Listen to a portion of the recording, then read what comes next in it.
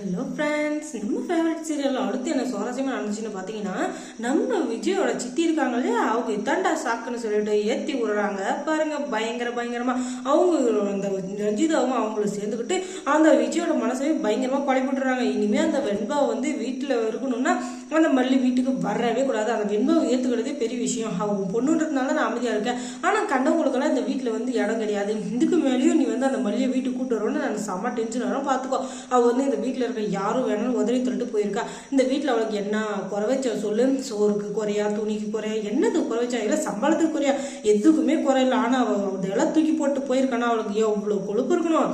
இதுக்கு மேலே அவளை வந்து வீட்டுக்குள்ளே சேர்த்தேன்னு வச்சுக்கோ, நான் சத்தியமாக சும்மாவே இருக்க மாட்டேன். இந்த வீட்டில் வந்து அவளை பார்த்துறதுக்கு ஆள் இல்லையா? வெண்பாவை பார்த்துறதுக்கு நாங்கள் எல்லாருமே இருக்கோம். இப்போவே சொல்லுப்பா, நீ வந்து அந்த மல்லியை வந்து கூட்டு வர மாட்டேன் அப்படின்னு சொல்லிட்டு வெண்பா பேச்சை கேட்டு வெண்பா ஆடுறான்னு சொல்லிட்டு நீ மட்டும் மல்லியை கூட்டு வந்து அதுக்கப்புறம் நான் இந்த வீட்டிலே இருக்க மாட்டேன்னு சொல்லிட்டு ஆமாம் அப்படின்னு சொல்லிட்டு அந்த கிளவி எடுத்துட்டு குடுக்குன்னு அப்படியே நீலி கண்ணீர் வடிக்க ஆரம்பிச்சு. உடனே அவன் வந்துக்கிட்டு சத்தியமாக நான் வந்து கூட்டு வர மாட்டேன் அப்படின்னு சொல்லிட்டு சொல்லிடுறாரு. அதுக்கப்புறம் என்ன ரூமுக்கு போனால் சும்மா இருப்பாளா வெண்பா வந்துட்டு அவள் 1008 யோசனை இருக்கிறா.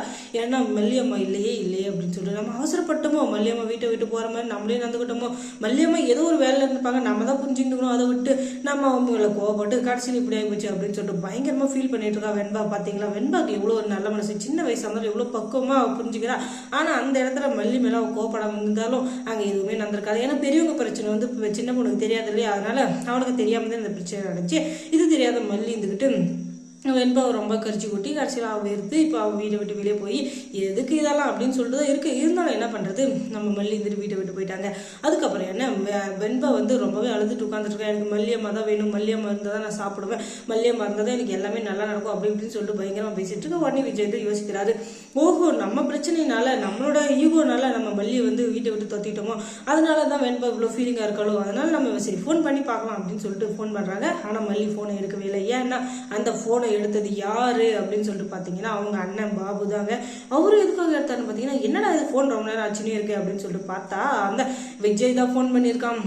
அதை பார்த்த உடனே சரியான கோவம் வருது பாருங்க. ஏன்னா அந்த அளவுக்கு பயங்கரமான கோவம். இவன் எதுக்காக இப்போ ஃபோன் பண்ணியிருக்கான்? இந்த வாழ்க்கையே வேணாம் அப்படின்னு சொல்லிட்டு நம்ம விட்டு வந்திருக்கோம். ஆனாலும் இவன் பண்ணிட்டு இருக்கான். என்ன அர்த்தம்? என்ன முதல்ல இந்த நம்பரை டெலிட் பண்ணிடலாம் அப்படின்னு சொல்லிட்டு நம்பரை டெலிட் பண்ணி விட்டுறாரு. அதுக்கப்புறம் அந்த விஜய் வந்துட்டு ஃபோன் பண்ணிகிட்டே இருக்கான். ஆனால் நீ இனிமேல் ஃபோன் எடுக்கக்கூடாது, என்ன நம்பரை வந்து டெலிட் பண்ணிட்டு இதுக்கு மேலே அவன் வந்து உனக்கு ஃபோன் பண்ணால் போலீஸில் கம்ப்ளைண்ட் பண்ணுறோம் அப்படின்னு சொல்லிட்டு சொல்லிடுறாங்க. எதுக்காக ஃபோன் எடுக்கல? ஒருவேளை மல்லிகே விருப்பம் இல்லையோ அப்படின்னு சொல்லிட்டு இங்கே விஜய் நினச்சிங்கிறான். ஆனால் அங்கே என்ன நடக்குது விஜய் தெரியாதுல்ல. விஜயும் தப்பா தான் பண்ணிருக்கிறாரு. மல்லி வந்து அதை எப்படி அவங்க கூட சொல்றதுன்னு தெரியாம முடிச்சுக்கிறாங்க. அதுக்கப்புறம் மல்லி சீரியல்ல என்ன சுவாரஸ்யமா நடந்திருக்கும் நீங்க தெரிஞ்சுக்கணும்னா நம்ம சேனலை முதல்ல சப்ஸ்கிரைப் பண்ணுங்க. அதோட பக்கத்துல இருக்க அந்த பெல் ஐக்கானை கொஞ்சம் கிளிக் பண்ணுங்க. தேங்க்ஸ் ஃபார் வாட்சிங்.